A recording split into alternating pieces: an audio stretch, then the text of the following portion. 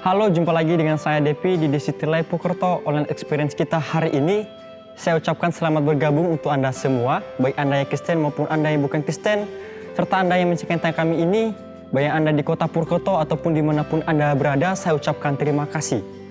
Teman-teman semua, kita sudah berada di akhir bulan Juli, banyak pastinya target dan harapan yang sudah Anda raih, atau mungkin Anda masih berjuang mendapatkannya. Dan di setiap kehidupan ini pastinya kita telah menerima berkat dan pertolongan daripada Tuhan. Lalu sebagai orang yang percaya yang telah diberkati Tuhan, lalu apa yang harus kita perbuat dan kita kerjakan atas berkat yang kita terima? Hari ini kita akan bersama-sama mendengarkan renungan firman Tuhan yang akan disampaikan oleh Pastor Marcel kali ini dengan tema monopoli. Mari sebentar kita akan simak bersama pesan firman Tuhannya dengan tema monopoli untuk Anda dan saya hari ini. Pasti ada pesan pribadi untuk Anda dan saya. Namun sebelumnya rekan saya Bita dan Tisel Band Purwokerto akan menyanyikan sebuah lagu untuk kita semua. Semoga tayangan kami hari ini dapat menjadi berkat dan kekuatan untuk kita semua dalam menghadapi hidup ke depan, serta kita bisa menghadapi tantangan yang ada di depan kita dengan penuh pengharapan dan kekuatan daripada Tuhan. Baik, mari kita akan segera bergabung di online experience kita hari ini.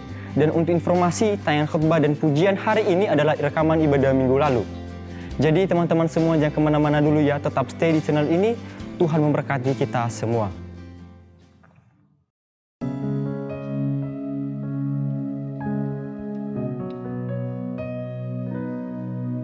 Di dalam kelemahanku,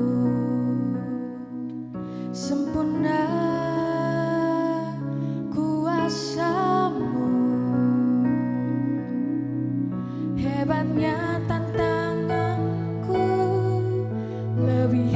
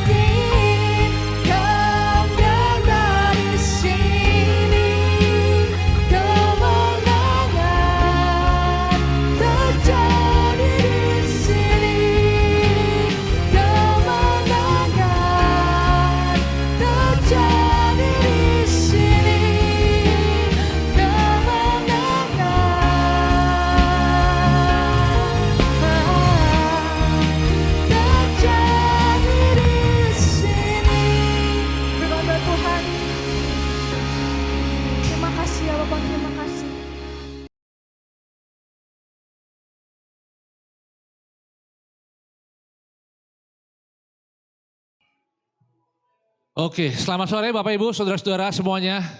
Selamat sore, apa kabar? Luar biasa, Bapak Ibu orang-orang yang panjang umur ya, masyarakat Purwokerto. Karena kemana-mana dekat dan lancar Bapak Ibu ya. Beda sama di Jakarta yang umurnya habis di jalan. Di sini bisa jauh lebih produktif karena apa-apa dekat dan jalannya semua serba cepat. Puji Tuhan, saya bersyukur masih dikasih kesempatan sama Tuhan untuk bisa melayani di tempat ini. Saya kemarin juga berkesempatan untuk mengunjungi STT Soteria di Batu Raden untuk lihat proyek pembangunan sekolah yang sedang berlangsung di sana. Saya juga ajak Bapak Ibu teman-teman semua untuk kita bisa selalu support. Kita doakan karena ini sekolah akan menjadi banyak sekali saluran anugerah Tuhan buat orang-orang yang membutuhkan, buat generasi-generasi masa depan bangsa. Dan tentunya kita semua terlibat, ini bukan proyek 1-2 orang atau proyek gereja atau proyek golongan tertentu, tapi itu adalah proyek kita semua. Jadi kita terus support dan doakan untuk proyek tersebut. Pada tahun 1988 ada sebuah momen Olimpiade musim dingin di kota Calgary di negara Kanada. Seseorang bernama Michael David Edwards atau yang lebih dikenal sebagai Eddie the Eagle. Dia mewakili Inggris pertama kalinya sebagai atlet Olimpiade di cabang ski jumper. Dia tanpa latar belakang keluarga atlet, ayahnya hanya seorang tukang plester rumah dan ibunya juga seorang ibu rumah tangga biasa. Tetapi sejak dia umur 6 tahun, dia sudah bercita-cita menjadi seorang atlet Olimpiade. Dan dia sudah berlatih, mencoba begitu banyak cabang yang dipertandingkan di Olimpiade, sampai pada akhirnya di usianya yang ke-20, dia berkenalan dengan cabang ski jumper. Ski jumper itu mirip seperti ski, dia pakai sepatu ski, lalu dia turun di lintasan setinggi 70 meter, 90 meter, dengan kecepatan tinggi di satu titik, itu dia akan melompat dan terbang selama puluhan sampai bahkan ratusan meter ke depan. Dia selalu diingatkan oleh ayahnya. Ayahnya selalu bilang, Eddie, you are not an athlete. Kamu bukan seorang atlet. Dan selamanya kamu tidak akan pernah bisa jadi atlet. Banyak yang meremehkan, menghina. Bahkan Komite Olimpiade Inggris sampai berusaha merubah aturan demi supaya menghalangi Edward tidak bisa mewakili Inggris di Olimpiade musim dingin. Karena cuma akan dianggap memalukan Inggris dan jadi sampah di pertandingan. Tetapi dengan semangat dan mimpi yang tinggi, dia bahkan sempat mengambil mobil ayahnya demi bisa latihan, ikut kejuaraan-kejuaraan di Eropa. Dia tidur di kafe di tempat dia latihan karena dia tidak ada uang untuk nginap di hotel. Dia jatuh bangun saat latihan, cederanya sudah tidak terhitung. Tetapi meskipun pada akhirnya dia kalah di Olimpiade, tetapi dia pulang sebagai pemegang rekor Olimpiade Inggris di cabang ski jumper. Nah, kita suka kisah-kisah seperti ini. Kisah-kisah yang heroik, yang pada umumnya kita dengar sebagai kisah yang menginspirasi, memotivasi, memecut semangat. Karena ini adalah sebuah perjalanan seseorang meniti sesuatu. Baik itu karir, baik itu bisnis, baik itu masa depan. Dia rintis dari bawah ke atas. Kita bahkan mungkin akan minta anak-anak kita untuk belajar dari orang-orang seperti ini. Terus berjuang, pantang menyerah, dan semangat dalam berjuang menggapai mimpi. Tetapi bagaimana dengan kisah orang-orang yang menjalani hidupnya itu terbalik? Dari atas ke bawah. Orang-orang yang sudah lahir dengan privilege. Mungkin dia keluarga kaya. Atau keluarga dari orang-orang pintar yang terpandang. Keluarga yang elegan, berkelas. Yang kelihatannya memiliki semuanya. Kita akan punya ekspektasi yang jauh lebih tinggi. Karena modal awalnya sudah jauh lebih lengkap dibandingkan dengan orang kebanyakan. Kita juga gak akan berharap orang seperti Eddie yang tidak punya latar belakang orang hebat, tidak disupport oleh keluarga hebat, tidak berharap dia bisa melakukan hal-hal yang hebat. Tetapi orang-orang yang lahir dengan kondisi privilege, dengan kelebihan-kelebihan tertentu, itu akan menggendong yang harapan yang besar. Dan kalau sampai dia melakukan kesalahan, kita juga akan lebih tidak menoleransi dia, langsung menuding dia di saat hidupnya itu sedang menurun. Padahal dalam jalur sedang menurun pun dia sedang berjuang. Di dalam Alkitab ada seseorang yang lahir dengan kondisi privilege yang luar biasa. Diceritakan dalam Hakim-Hakim pasal yang ke-13 sampai yang ke-16. Bapak Ibu nanti saudara bisa baca di rumah untuk detailnya, saya akan ringkaskan untuk kita semua. Dia lahir sebagai nazir Allah. Dia dikhususkan bagi Tuhan, bahkan dari sejak dalam kandungan ibunya sudah dipenuhi oleh Roh Kudus. Dia sakti, punya kekuatan super. Saya tebak mungkin dalam hidupnya dia juga nggak pernah sakit. Namanya Simpson. Nama lengkapnya bukan Bams ya Bapak Ibu ya, nanti dipikirnya Bams Samson, bukan. Ini Simpson di dalam Alkitab. Dan dia memerintah sebagai hakim bagi bangsa Israel selama 20 tahun lamanya. Dan seorang diri dia mampu membunuh dan merobek seekor singa muda yang lagi ganas-ganasnya. Dia juga mampu membunuh 1.000 orang musuh hanya dengan menggunakan satu potong tulang binatang yang begitu kecil. Namun karena satu informasi terlarang yang dia ceritakan, pada akhirnya dia justru kehilangan segalanya. Simpson adalah contoh orang yang berjuang menjalani hidup dari atas ke bawah. Mewakili beberapa dari kita yang mungkin sedang mengalami jalur hidup menurun. Mungkin dalam finansial menurun. Mungkin dalam situasi keluarga juga menurun. Relasi menurun. Kesehatan menurun. Atau mungkin malah ada orang yang merasa dulu tuh di atas segalanya. Saya di atas semua orang, saya punya segala-galanya, dan dulu saya pernah berjaya. Tetapi sekarang dia sudah tidak berdaya. Ada sebuah kalimat dari seorang teolog Jerman bernama Dietrich Bonhoeffer. Kalimatnya seperti ini, kita harus berhenti memandang atau menilai seseorang dari apa yang dia lakukan atau tidak lakukan. Tetapi kita harus mulai memandang seseorang itu dari apa penderitaan yang sedang dia alami. Nah, ini menjadi kalimat penting Bapak Ibu teman-teman semua. Karena ketika kita menilai seseorang, biasanya kalimatnya berbunyi itu seperti, dia mah begini sih, dia mah begitu sih. Harusnya dia gak lakukan itu, harusnya dia lakukan ini. Kenapa dia dulu begitu? Kalimat-kalimat yang selalu menjurus kepada apa yang harusnya dia perbuat dan apa yang harusnya dia tidak perbuat. Tetapi jarang sekali kita bisa melihat seseorang dari kondisi perjuangan, kondisi penderitaan yang sedang dia alami. Tetapi buat orang-orang yang sedang berjuang dari atas ke bawah, ada kabar baik. Tuhan menganugerahkan iman yang seperti otot, dia perlu dipakai, perlu dilatih, perlu dikerjakan. Karena seperti salah satu pengikut Yesus pernah berkata, yaitu Paulus, iman tanpa aksi, iman tanpa tindakan, itu sama saja mati. Nah, dalam kasus Simpson, iman yang dia miliki itu justru membuat dia menjadi sasaran tembak iblis. Mirip dengan iman Tuhan Yesus yang membuat dia dibawa oleh Roh Kudus ke padang gurun untuk dicobai oleh iblis. Iblis juga ditulis di dalam Alkitab sebagai singa yang berjalan berkeliling sambil mengaum-ngaum. Dia mencari orang yang dapat dan akan ditelannya. Nah, siapa itu orang-orang yang dapat dan akan ditelan? Adalah orang-orang yang beriman kepada Tuhan. Iman yang kita miliki membuat kita itu menjadi sasaran tembak iblis. Iman yang menandakan relasi kita dengan Tuhan. Dan karena iblis tidak bisa menyerang Tuhan, maka ia menyerang yang dikasihi oleh Tuhan. Yaitu kita, manusia-manusia ciptaan Tuhan yang begitu dia cintai. Akan tetapi iman Simpson, Bapak Ibu teman-teman, yang ada ketika dia melanggar kenaziran Allah, justru membuat dia mengalami anugerah Allah yang selama ini hanya dia dengar, selama ini dia hanya ketahui.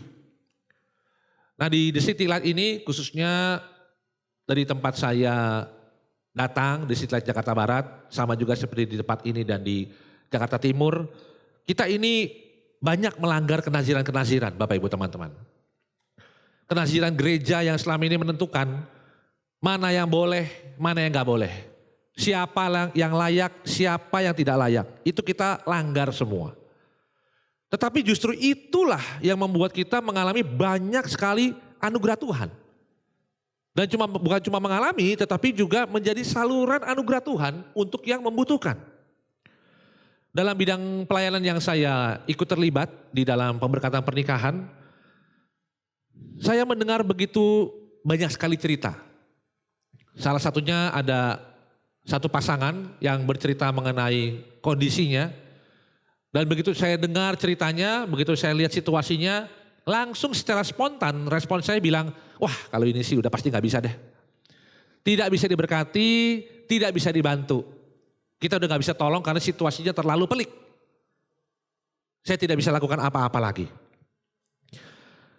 Tetapi ada momen saya ngobrol-ngobrol sama Ko Jason, lalu dia bilang satu kalimat seperti ini. Anugerah itu datang untuk yang butuh, bukan untuk yang layak. Karena kalau ukurannya layak, siapa di antara kita yang memang layak menerima anugerah Tuhan? Kita ini sebagai penyalur anugerah Tuhan, bukan pemilik. Kok yang ngatur-ngatur siapa yang boleh dan gak boleh? Yang melayani di stage, yang melayani di FOH, yang hadir semua hari ini. Siapa yang merasa dirinya layak? Kalau mampu saya yakin sangat mampu. Bahkan mungkin jauh lebih dari mampu. Tetapi kalau soal layak, tidak ada satupun dari kita, apapun latar belakang kita yang bisa membuat kita layak di hadapan Tuhan. Ada sebuah pesan kebenaran yang kita bisa pelajari dari kisah Simson. Bahwa kisah Simson ini juga merupakan wujud dari menyia-nyiakan potensi, menyia-nyiakan kekuatan dan penyertaan roh Tuhan untuk bisa menjadi berkat bagi semua bangsa. Karena bangsa Israel itu dipilih oleh Tuhan menjadi bangsa pilihan dari bangsa yang terkecil. Itu dia dimaksudkan untuk menjadi berkat bagi bangsa-bangsa. Bangsa Israel gak dipilih untuk supaya dia bisa hidup kaya sendiri. Dia bisa bahagia sendiri, dia bisa sejahtera sendiri, enggak. Tapi dia dipilih untuk menjadi berkat bagi semua bangsa. Apapun latar belakangnya, apapun agamanya, apapun perjuangannya. Simson dalam kisahnya juga dia tidak punya teman, tidak punya sahabat, bahkan di dalam bangsanya sendiri, bangsa Israel. Dia kalau pergi sendiri, perang sendiri. Menang sendiri, di penjara pun di penjara sendiri. Satu-satunya orang yang berkesempatan untuk menemani, menuntun, bahkan menolong Simson yang pernah begitu perkasa dan tak terkalahkan. Justru adalah seorang anak Filistin yang kecil dan lemah. Yang harusnya juga diberkati oleh kekuatan Simson yang dianugerahkan Tuhan. Yang malah diajak mati sama-sama oleh orang yang dia tolong. Takeaway yang pertama buat kita semua pada sore hari ini Bapak Ibu teman-teman. Ketika kita diberkati oleh Tuhan, itu adalah sebuah bentuk tanggung jawab untuk jadi berkat bagi semua orang. Termasuk friend, teman kita, termasuk stranger, orang asing, termasuk enemy, musuh kita. Dan termasuk juga frenemy, kadang teman, kadang musuh. Frenemy ini kadang satu sisi dalam cerita hidup kita dia bisa jadi orang yang paling menyedihkan hati kita. Dia jadi orang yang paling mendukakan hati kita. Tapi dalam satu sisi cerita hidup kita yang lain, dia jadi satu-satunya orang yang mau dan mampu untuk menolong hidup kita yang mungkin sangat sedang membutuhkan bantuan. Saya menikah 11 tahun yang lalu, tahun 2014, tanggalnya tuh 27 Desember Bapak Ibu teman-teman. Nah seperti kita tahu di City Light itu tuh 2 minggu terakhir di bulan Desember itu libur. Di TCL Jakarta Barat mulai lagi tuh di minggu pertama bulan Januari. Saya ini waktu itu tuh jemaat juga bukan, kenal juga enggak, saudara apalagi. Tapi di hari itu Ko Jason tuh lagi ada di Purwokerto, dia naik kereta ke Jakarta, lalu melayani pemberkatan saya. Setelah itu dia balik lagi ke Purwokerto naik kereta lagi. Teman saya yang memperkenalkan saya dengan The City Light, itu posisinya lagi ada acara keluarga di Bandung. Dia nyetir dari Bandung ke Jakarta, melayani main musik di pemberkatan saya, lalu nyetir balik lagi ke Bandung. Belum lagi volunteer yang lain, belum WL-nya, ada singernya, ada sahabat saya juga namanya Ko Denny Andreas yang ngurus nih semua acara dari awal sampai akhir. Dan sebelum saya dilayani tidak ada permintaan-permintaan. Bro, tanda tangan kontrak dulu ya kalau mau dilayani minimal jadi jemaat 5 tahun. Ada syarat atau mungkin ada tarif. Sama sekali tidak ada. Saya bukan siapa-siapa. Saya orang yang 100% orang asing. Tetapi Tuhan memberikan anugerah kepada saya melalui The City Light saat itu. Di saat saya memang betul-betul sedang membutuhkan anugerah Tuhan. Karena ketika kita memilih siapa yang berhak, siapa yang layak menerima berkat anugerah Tuhan dari apa yang kita miliki. Sesungguhnya kita tidak mengikuti perintah Tuhan untuk bisa menjadi berkat bagi semua orang. Sama seperti awalnya saya juga kaget waktu di City Light, saya sebelum di City Light juga sudah Kristen. Ada satu ritual orang Kristen yang biasanya begitu eksklusif, begitu terbatas sekali aksesnya, namanya perjamuan kudus atau Holy Communion.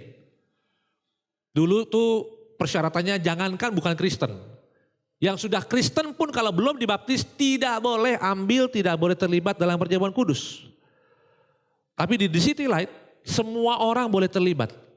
Semua orang boleh mengalami anugerah Tuhan di dalam perjamuan kudus sebagai simbol betapa besar kasih Tuhan buat semua orang. Buat semua manusia yang diciptakan sampai dia rela mati di atas kayu salib. Kita juga sejak kecil sudah dilatih untuk bisa melihat yang namanya perbedaan. Kalau Bapak Ibu pernah main dulu atau mungkin anak zaman sekarang juga sedikit-sedikit masih ada kali ya yang mainin dua gambar yang begitu mirip, begitu banyak persamaan, tetapi yang diperintahkan adalah carilah 5 perbedaan. Carilah 10 perbedaan. Jadi dari kecil kita sudah dilatih, sudah dibiasakan untuk bisa mengidentifikasi, bisa mengenali perbedaan-perbedaan. Dan biasanya justru kemampuan untuk bisa mengidentifikasi perbedaan itu adalah penanda bahwa ini orang pintar. Ini orang pandai nih. Sebagai contoh kalau ada 2 mobil di depan mata kita, buat yang gak ngerti mobil cuma akan lihat, oh ini mobil sama-sama rodanya 4, sama-sama setirnya di kanan, sama-sama spionnya ada 2. Tapi orang yang ahli dan ngerti mobil, dia bisa lihat, oh ini bannya beda nih, ini mereknya, ini tipenya itu. Oh ini suara mesinnya lain nih. Bahkan ada orang yang hebat sekali, dia tutup mata cuma dengar suara knalpot mobilnya doang, dia bisa tahu itu mobil apa. Nah tetapi meskipun kepandaian seseorang itu bisa dilihat dari cara dia mengidentifikasi perbedaan, tetapi kebijaksanaan seseorang justru terlihat dari bagaimana dia bisa harmonis di dalam perbedaan. Melalui perbedaan kita bisa melihat anugerah Tuhan bagi semua orang, apapun latar belakangnya. Nah, salah satu yang saya sering bilang dan sering saya ingatkan ke diri saya sendiri juga adalah biarlah perbedaan itulah yang semakin menajamkan iman kita. Bukan justru iman kita yang semakin menajamkan perbedaan.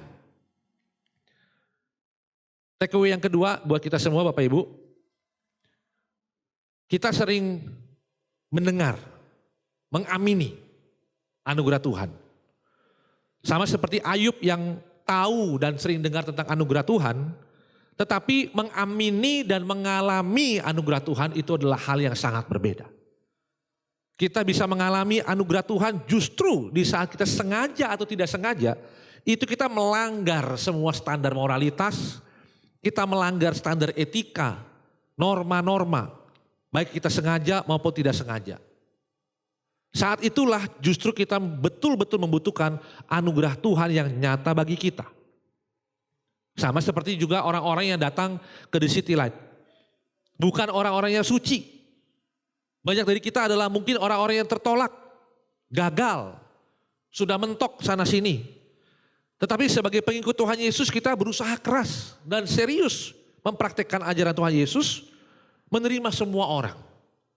Supaya kita semua sama-sama bisa belajar mengikut teladan dan ajaran Tuhan Yesus. Di sini kita tidak mempromosikan tentang The City Light, kita menceritakan mengenai Tuhan yang sepenuhnya anugerah dan sepenuhnya kebenaran melalui The City Light.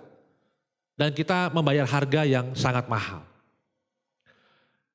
Di TCL kita ada namanya Team Preacher, Bapak Ibu teman-teman semua. Dan di Team Preacher ini tidak semuanya pendeta.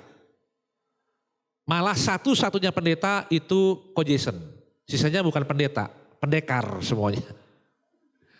Ada saya, ada Bro Aryo, ada Bro Kenny, ada Bro Delvi.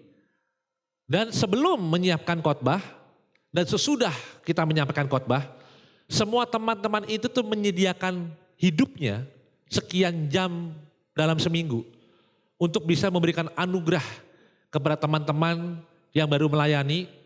Kita diberikan inputan, kita diberikan masukan, bahkan kritik. Di waktu malam yang harusnya mereka bisa pakai untuk istirahat, mereka bisa habiskan bersama dengan keluarga, tetapi mereka anugerahkan, mereka berikan waktu yang berharga itu untuk mensupport tim preacher ini dan untuk menjadi berkat bagi Bapak Ibu teman-teman semuanya. Mereka tidak berusaha untuk memonopoli. Dalam permainan monopoli itu tuh yang menang adalah yang menguasai aset paling banyak. Uang paling banyak. Itu yang memenangkan monopoli. Orang yang main monopoli itu tidak berusaha untuk memperkaya yang lain. Pemain yang lain kalau mau bangkrut silahkan bangkrut. Kalau tidak punya kesempatan lebih bagus karena saya bisa lebih cepat menang. Tapi itu bukan tujuan Tuhan memberkati kita. Karena kadang kita turun dari tempat yang sangat tinggi menuju dasar kehidupan. Seperti Simpson yang tadinya begitu kuatnya. Satu informasi buat kita semua, dia bahkan mampu mengangkat gerbang pintu kota Gaza yang waktu itu adalah salah satu kota terbesar di Filistin. Beserta dengan pilar-pilarnya. Ada satu profesor Old Testament, profesor perjanjian lama, namanya William Barrick. Dia mencoba menghitung, mengalkulasi dengan data-data historical, sampai akhirnya keluar data pintu gerbang yang diangkat oleh Simpson beserta dengan pilarnya, kira-kira beratnya itu berkisar 5 ton sampai 10 ton. Untuk menambah kesulitan lagi, dari tempat dia cabut pintu gerbang dan pilar-pilarnya itu, dia taruh ke satu bukit di seberang Hebron, jaraknya 50 kilometer. Untuk tambah kesulitan lagi, tempat yang dia tuju ini ketinggiannya itu 1000 meter di atas permukaan laut. Yang kita sama-sama tahu artinya oksigennya tipis, buat nafas tuh jauh lebih berat. Saya nih jangankan 5 ton 10 ton Bapak Ibu. Kalau pulang habis belanja di mall bawa 20 kilo cuma balik parkiran jantung udah ngap-ngap. Sedemikian perkasanya Simpson, dia merasakan anugerah Tuhan yang begitu luar biasa. Tapi ada satu momen Simpson itu ditangkap. Dia menceritakan kelemahan aslinya yaitu rambutnya. Dia sebagai nazir Allah punya satu pantangan dan hanya satu-satunya. Dia tidak boleh kena pisau cukur rambut dari sejak dia lahir. Tidak boleh digunting rambutnya. Dan dia menceritakan hal tersebut kepada seorang wanita bernama Delilah. Dan Simpson juga awalnya gak mau langsung cerita. 3 kali dia menceritakan informasi yang sesat. Informasi palsu, hoax. Dan terbukti bahwa itu tidak menghilangkan kekuatannya. Tetapi Alkitab mencatat, selama berhari-hari Delilah merengek, nangis, mungkin ngomel-ngomel, mungkin minta-minta terus. Sampai tercatat juga itu membuat Simpson katanya merasa seperti mau mati. Bapak Ibu bayangin ya, ini cowok perkasa, lawan singa muda, ganas, gak merasa mau mati. Dia lawan 1000 pasukan musuh, sendirian, tidak merasa mau mati. Tapi diocehin satu cewek berhari-hari namanya Delilah, bahkan seorang Simpson pun merasa mau mati. Ini ketawa penuh arti semua ya. Tapi itu adalah bukti cinta ya. Maksudnya kalau laki-laki sudah cinta sama perempuan, apapun dia lakukan. Meskipun kadang-kadang kelewat batas ya. Cintanya kelewat batas. Dia bukan hanya jadi lemah Bapak Ibu. Begitu dia jadi lemah, dia ditangkap. Dua matanya dicongkel. Dia dipenjara tanpa batas waktu. Sebagai budak. Dan dia dipermalukan, dia ditertawakan. Mantan jagoan Israel yang tanpa tanding. Sekarang dia jadi badut dan keset kaki. Nah dalam kondisi demikian terjadi sesuatu yang namanya time illusion atau ilusi waktu. Waktu yang ketika kita merasa bahagia akan berlalu begitu cepat. Tapi dalam penderitaan, dalam kesusahan, dalam kebingungan, waktu akan terasa berjalan lama sekali minta ampun. Salah satu teman saya seorang tour leader pernah cerita. Dia naik pesawat first class. Ranjangnya begitu mewah, ada kamar mandinya, ada personal butlernya, makanan minuman unlimited. Itu penerbangan 18 jam. Begitu mendarat dia bilang, ya ampun perasaan kayak baru berangkat, tahu-tahu udah mendarat. Ya first class. Ya dia bilang, tapi kalau pas ke bagian yang sempit, gerak aja nggak bisa. Udah tidur, bangun, makan, tidur lagi. Bangun, makan, tidur lagi. Bangun, tidur lagi. Nggak nyampe-nyampe. Padahal sama-sama 18 jam. Tapi ilusi waktu terjadi. Sama seperti Bapak Ibu teman-teman kalau yang nonton sepak bola ya. Kalau kita membela salah satu tim Bapak Ibu yang lagi ketinggalan. Itu tuh kayaknya kita lagi mau nyerang itu waktu berjalan cepat sekali. Tapi kalau kita posisi sudah unggul dan tim kita dalam posisi bertahan. Itu kayaknya 1 menit kayaknya lama. Pengen cepet-cepet lihat wasit trio peluit kapan nih kelarnya. Lihat pertandingan yang sama. Pakai timer yang sama. Tapi buat yang ngejar sama buat yang bertahan. Rasa berlalunya waktu itu bisa berbeda. Tetapi dalam penderitaannya begitu dahsyat Bapak Ibu. Dia tidak tahu berapa lama dia akan dipenjara. Simpson tidak ngerti demi apa, demi siapa dia harus bertahan sekian lama ini. Tetapi anugerah Tuhan masih ada dan nyata bagi Simpson.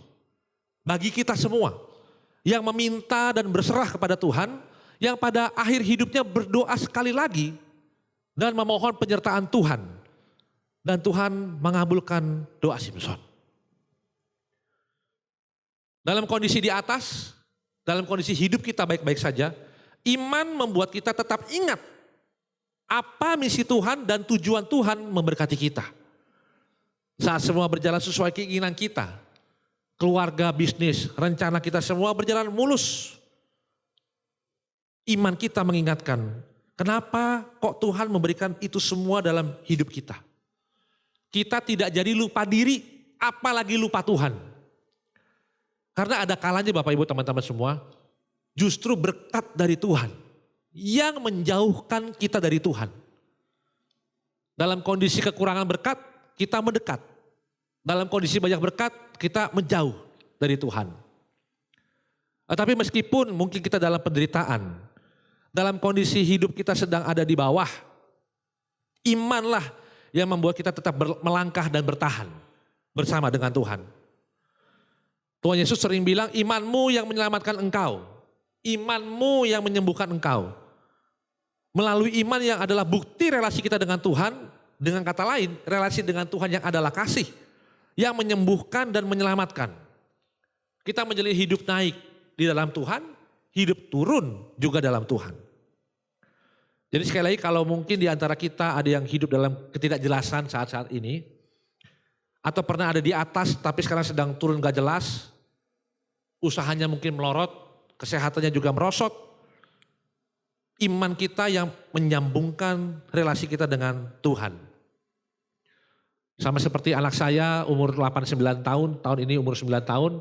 Dia lagi explore banyak olahraga. Dia coba futsal, basket. Belakangan dia lagi coba belajar biliar juga.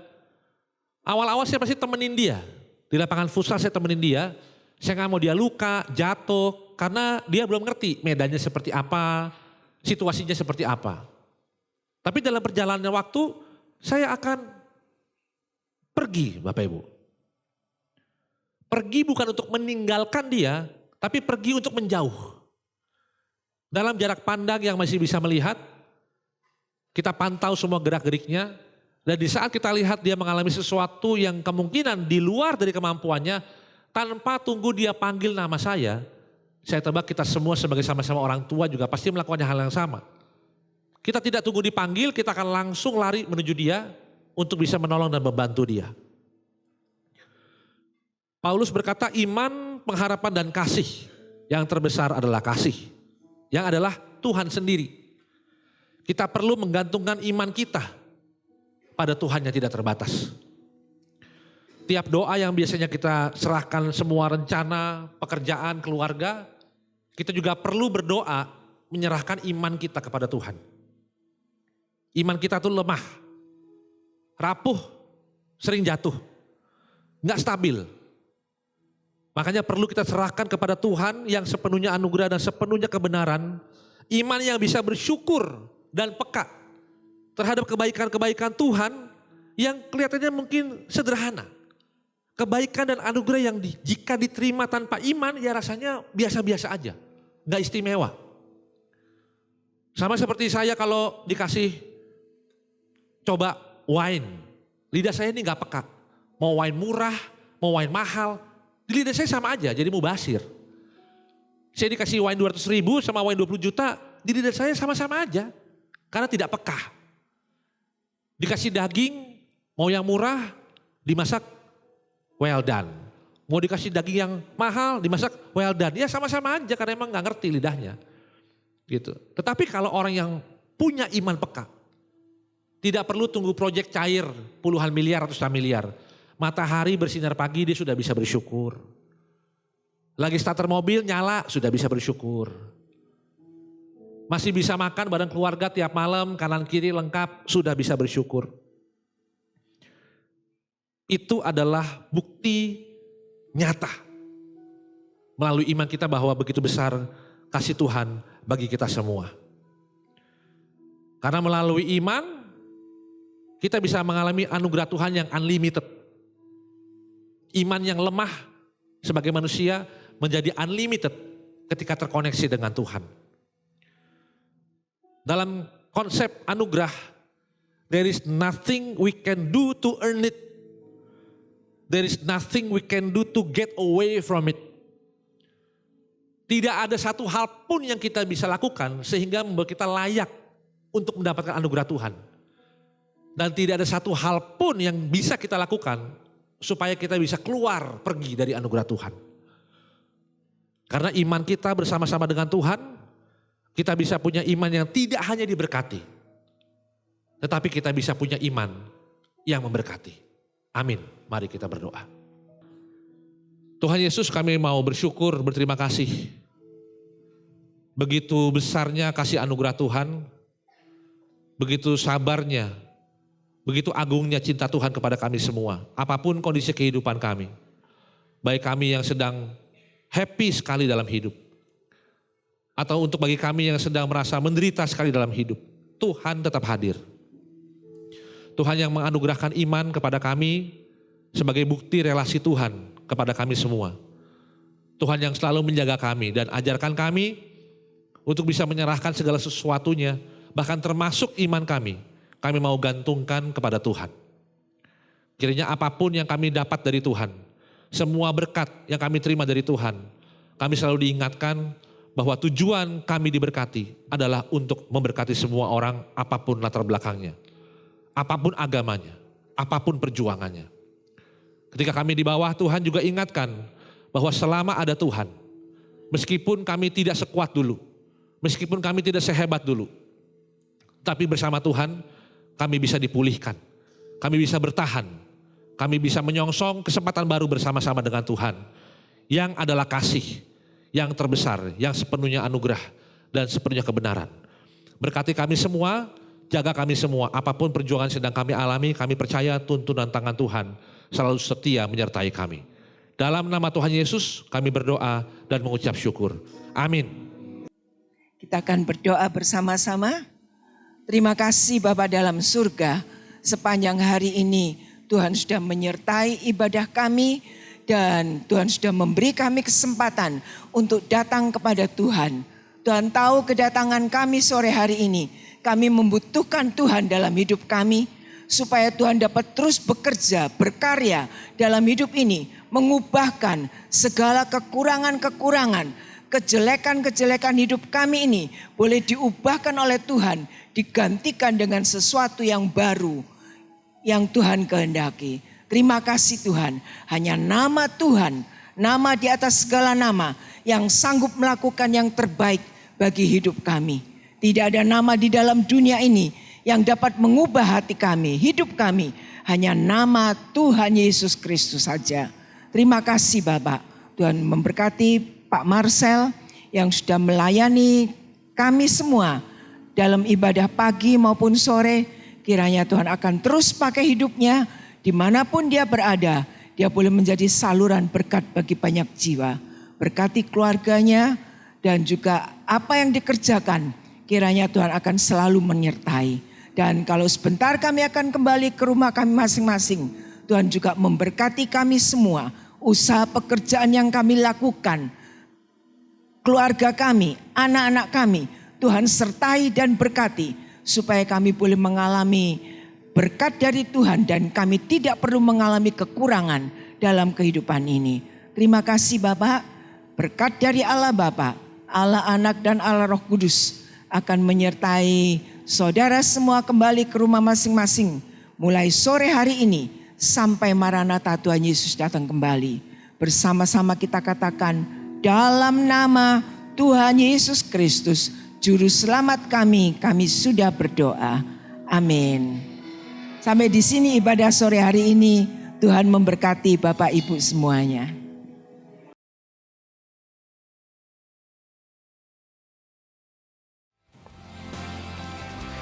Ketika kita diberkati Tuhan, itu adalah tanggung jawab untuk jadi berkat bagi semua orang, baik orang terdekat kita maupun orang lain di sekitar kita.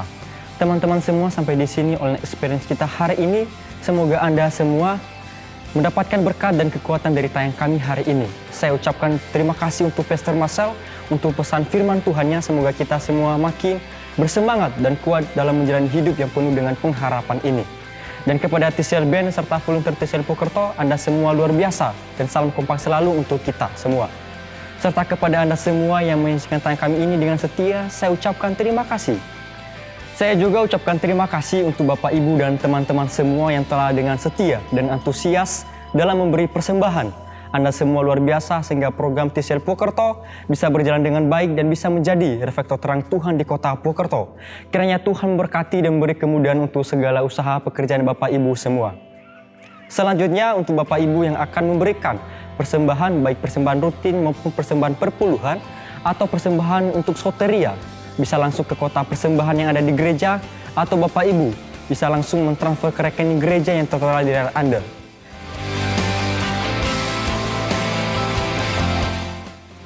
Saya Depi, sampai jumpa di online experience kita Jumat depan. Tuhan Yesus memberkati kita semua.